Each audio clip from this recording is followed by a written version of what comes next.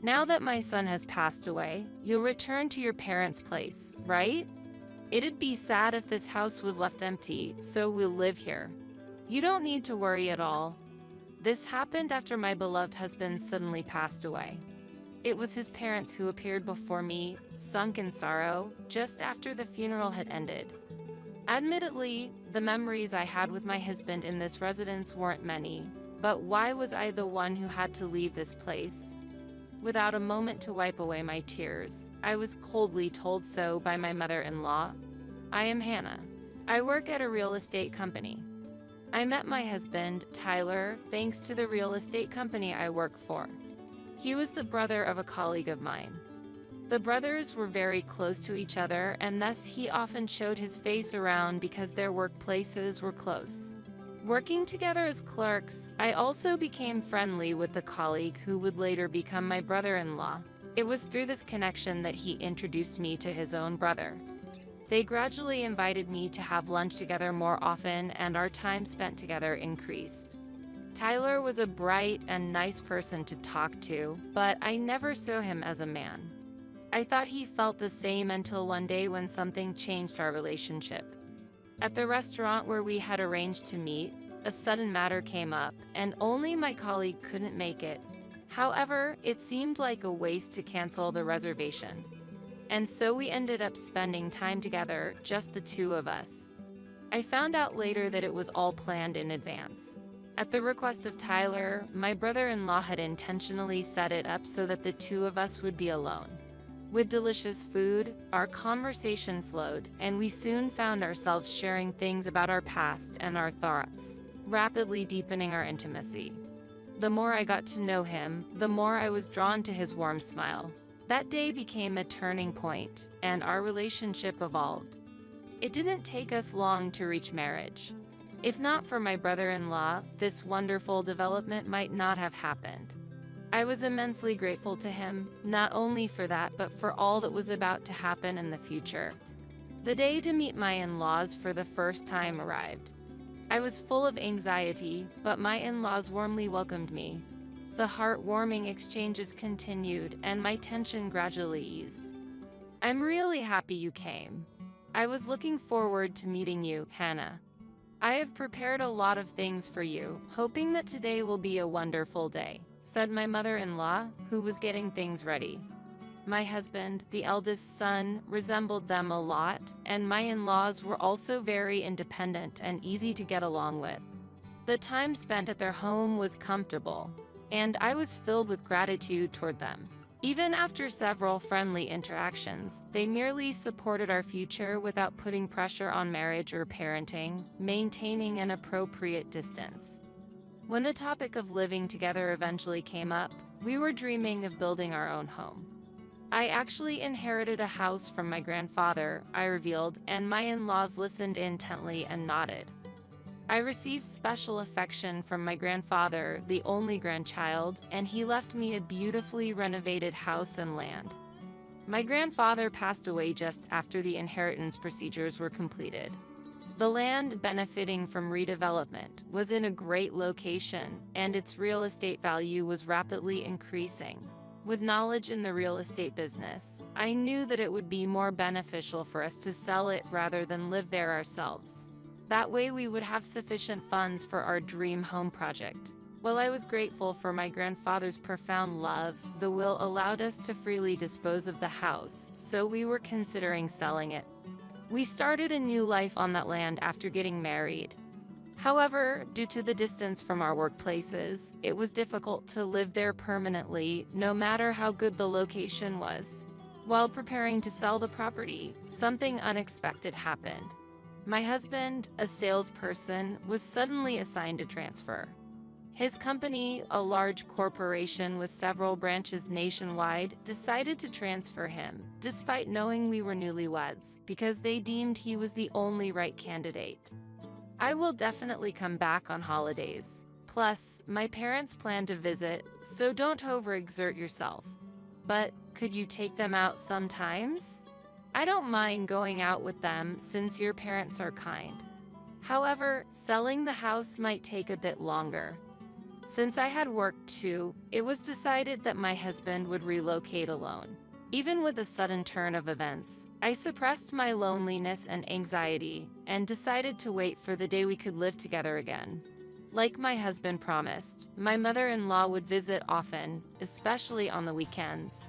She once shared her experience of spending time alone multiple times while raising young children during her husband's business trips. Even without children, you can create family memories. Do you want to go out together? A little shopping might cheer you up. Let's go, Hannah. Thanks to my mother-in-law's thoughtfulness, I was able to spend time without feeling lonely, and my weekends became busier with various activities. However, as time passed, a concerning pattern began to emerge. Every weekend, without fail, my mother-in-law would almost certainly take me out somewhere. It was fine at first, but after a month, her invitations became increasingly forceful, showing little consideration for my health or household chores. When I mentioned I'd like to rest this weekend, she would sulk as if I was being selfish. But it'll be fun to go out together. You don't dislike going out with me, do you? She would ask. No, it's not like that. It's just that since we've been going out every week, I thought you might need some rest too, I would respond. My mother-in-law's face would turn gloomy. Even when I tried to clear the misunderstanding, she wouldn't listen. Once I reluctantly agreed, she would quickly regain her smile and act as if she had forgotten her persistent invitations. But doubts about her behavior slowly grew bigger in my mind. The places she took me often involved expensive spending.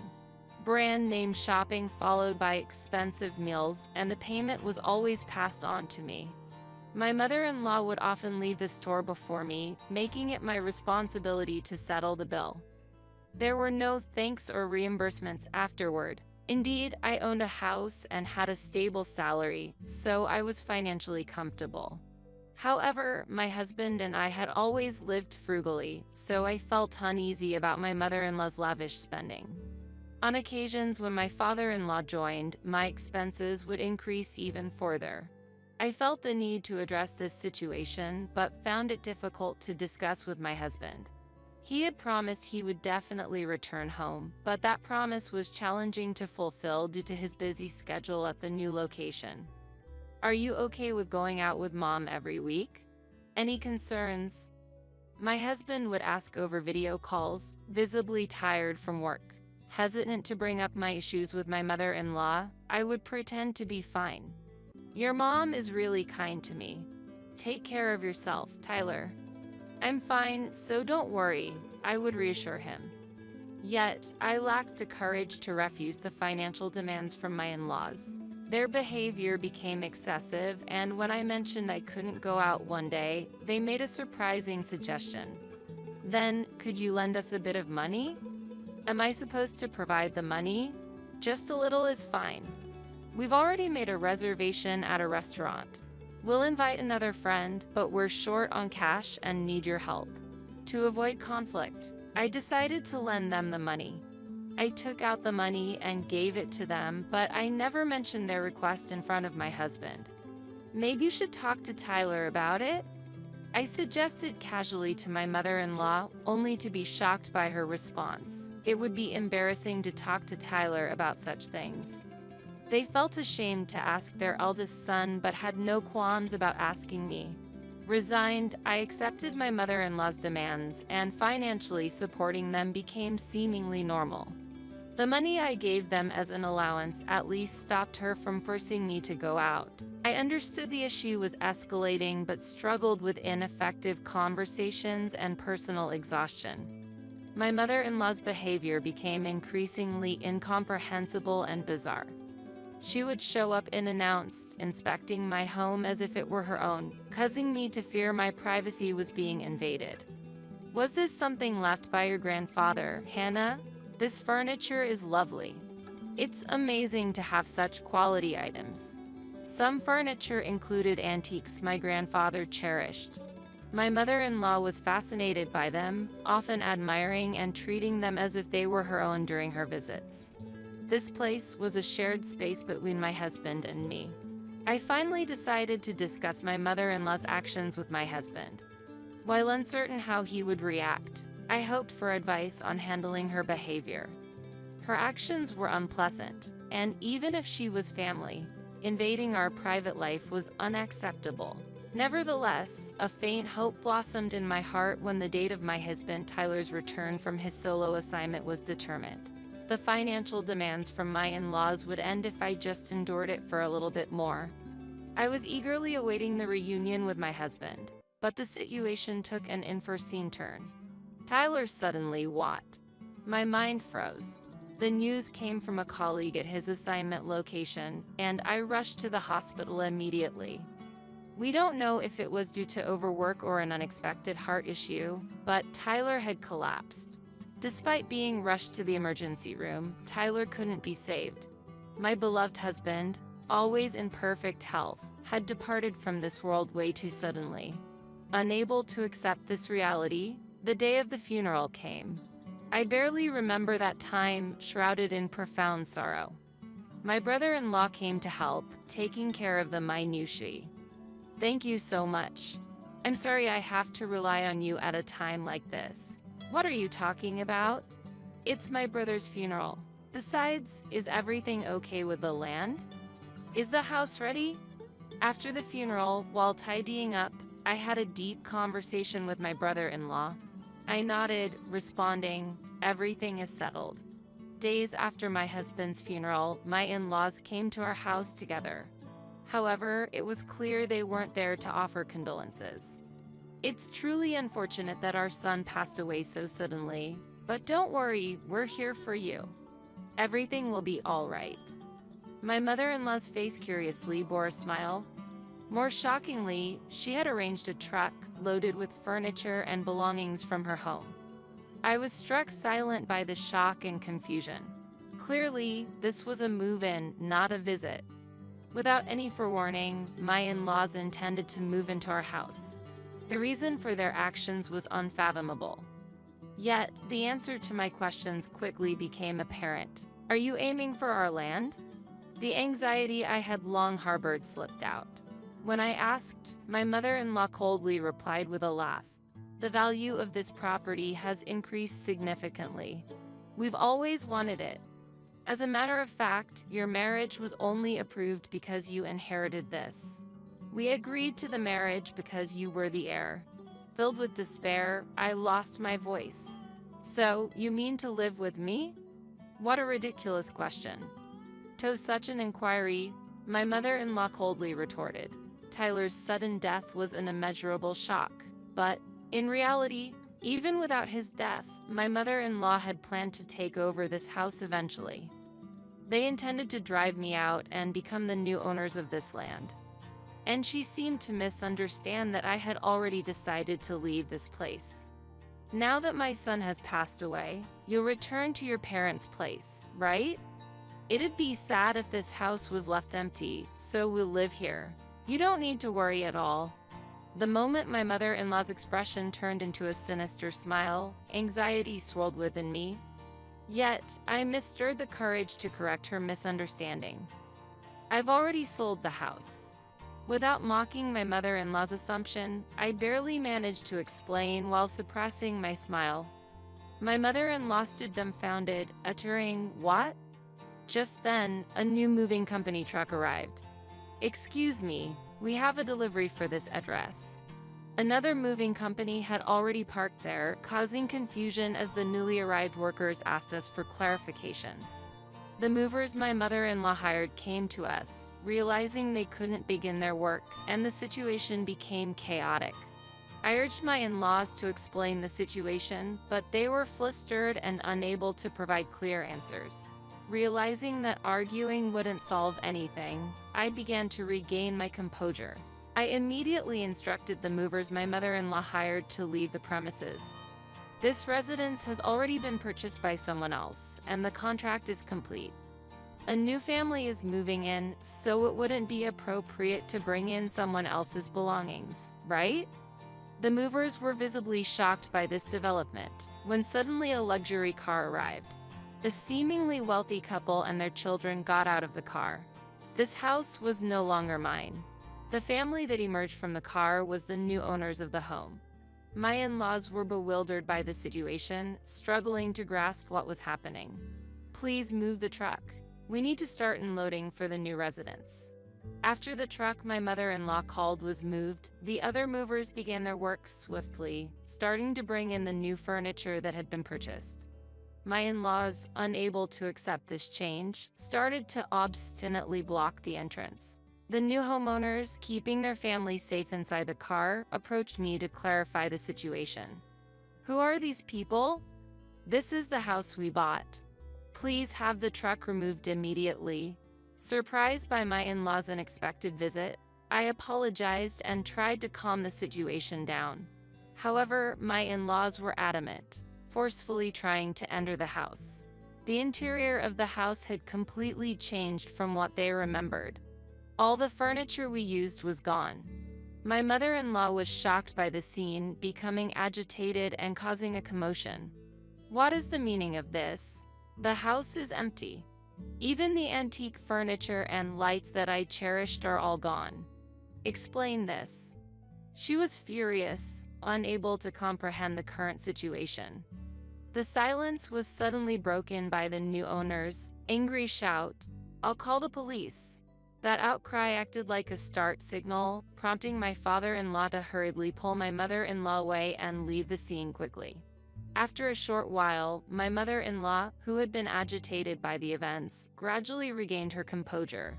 Meanwhile, I expressed my apologies to the new residents, feeling a strong sense of responsibility. To ensure such troubles wouldn't recur in the future, I had the new residents record detailed information about my in-laws, including their contact details and names, managing to defuse the situation. At that moment, I felt a profound sense of exhaustion throughout my body, but it wasn't over yet. I went to my in-laws to explain calmly that our move had already been completed just before my husband had passed away. "We planned to sell this house from the beginning, along with the land, so everything is proceeding as scheduled," I told them. This plan had been on hold temporarily due to my husband's transfer, but ultimately everything progressed smoothly. Behind the smooth transition was a crucial factor. My brother-in-law, struggling with the never-ending financial demands from my in-laws and not wanting to burden my husband with worries, my brother-in-law was a savior to me. He had long been troubled by the poor relationship with his parents and had told me to consult him anytime if I had any issues. With that information, my brother-in-law actively intervened in our problems. Following his advice, I concluded that selling the land early was the best strategy to avoid losing the property to my in-laws, even though it was a valuable inheritance from my grandfather. Determined to maintain the peaceful relationship built between my husband and in-laws, I promised my brother-in-law to keep it a secret, ensuring peace within the family. With great courage, I opened up and shared all the events with him. Upon hearing this, my brother-in-law's expression turned to anger, showing his strong resentment towards his parents. My brother-in-law, who worked at the same place as me, was aware of the schemes his parents had been plotting and disclosed the truth to me. He passionately explained that Tyler, his brother, was the most important family member to him in the world, and as Tyler's wife, I was also an invaluable part of his family. My parents are either planning to live in that house themselves or waiting for a convenient opportunity to evict you and Tyler and eventually take over the property, he told me with a serious tone to his voice. According to my brother-in-law, my in-laws were extravagant, lacked common sense, were overly concerned with appearances, and wouldn't hesitate to use any means to achieve their goals. Regarding my mother-in-law, she was notably self-centered, lacking in compassion, and her behavior often disregarded others. While she always acted politely in public, her true nature was selfish, and she couldn't be described as genuinely kind. Learning about the true sides and everyday behavior of my in-laws from my brother-in-law was incredibly shocking for me. They always put on a good front in front of Tyler, the family's eldest son, so my husband was completely unaware of their characteristics or plans. My brother-in-law strongly advised that we quickly put the house on the market and sell it to prevent losing it due to my in-law's scheme. Convinced by his persuasion, we recognized the importance of selling the house and decided to proceed with the sale promptly, even if it meant parting with a valuable property inherited from my beloved grandfather, if it became a barrier for our relationship as a couple. It was a decision made prioritizing family harmony. I strongly wish to avoid leaving a source of discord for the future, especially due to the property's value. This decision was by no means an arbitrary one. My husband and I had discussed this matter extensively while he was still alive, and he fully agreed with it. He understood my predicament of not being able to consult anyone, and upon learning about his parents' actions, he firmly stated that he could never condone their behavior. He told me, "I'm sorry for not realizing this. Hannah, if you're okay with it, let's sell the house before my parents can do anything. I'm really sorry to let go of the precious house inherited from your grandfather. No, if it prevents future problems. I believe my grandfather would support this decision." I responded. My decision was not to prioritize the relationship with my in-laws, but to protect the future me and my husband were supposed to have together. Throughout the selling process, my brother-in-law, who was well-versed in real estate, spared no effort in finding the most suitable buyer. My tasks were to find a new residence and move as soon as possible, ensuring that my in-laws wouldn't notice while maintaining my usual daily life. The house, slightly worn from our use, was almost as good as new, which we considered when setting the price. As a result, an appropriate buyer appeared surprisingly quickly, and the process progressed smoothly. The family that just arrived became the new owners of the house. Our original plan was to eagerly await Tyler's return, but fate forced a change in plans. Tyler was also pleased with the sale of the house, and that was my only consolation. The way the movers moved the furniture in so quickly was like a precision machine in action. Meanwhile, my in-laws, forced to leave the property, watched a moving scene in astonishment. When their hired movers angrily demanded explanations amidst the confusion, my in-laws were at a loss for words. For the movers, it was an incomprehensible situation of overlapping moving tasks, declaring it a contractual violation and confronting my in-laws, who failed to provide a proper explanation. Eventually, the furniture was returned to the original place, but the unexpected situation incurred additional charges. Seemingly grasping the situation, my mother-in-law approached me, pleading in a trembling voice, "Considering the home was my eldest son's wife's inheritance, it should also belong to us. No. This situation is absurd." However, her futile attempts and excuses had no impact on me. I completely ignored their arguments and decided to leave with my belongings. The property now belonged to the new family, and I had no obligation or right to answer any further. After Tyler's funeral, where I encountered my in-laws, they seemed eager to discuss the house issue but ultimately left quietly without saying anything. I had no obligation to convey anything to my in-laws and had almost no words to exchange with them. Now, in my new residence, I am leading a peaceful life. In this small house, where we were originally supposed to start anew, I was faced with deep sorrow due to his absence. The savings from selling the house were substantial, but without my husband, the dream of building a new home had vanished. I returned to work, cherishing the precious memories with my husband, and am gradually regaining a positive outlook. As for my in-laws, particularly my mother-in-law, it seems that unresolved grievances were accumulating. However, I had no desire to engage with them any further and had not shared my new address. With no possibility of contacting me, my mother-in-law's frustrations only grew. Although she once boasted to her eldest son, she was now unable to visit my brother-in-law and remained unaware of my whereabouts. The pressure built up, and my mother-in-law finally lost her mind. In the dead of night, she scattered gasoline around the vicinity of the sold property. Fortunately, a local resident who happened to pass by became suspicious and immediately stopped her, preventing anything major from happening. When reported to the police, it was discovered that she had prepared newspapers and a lighter, and my mother-in-law was arrested for attempted arson. The homeowner, who almost became the victim of arson, was so angry that they threatened to sue me as well after learning who the intrusive woman was.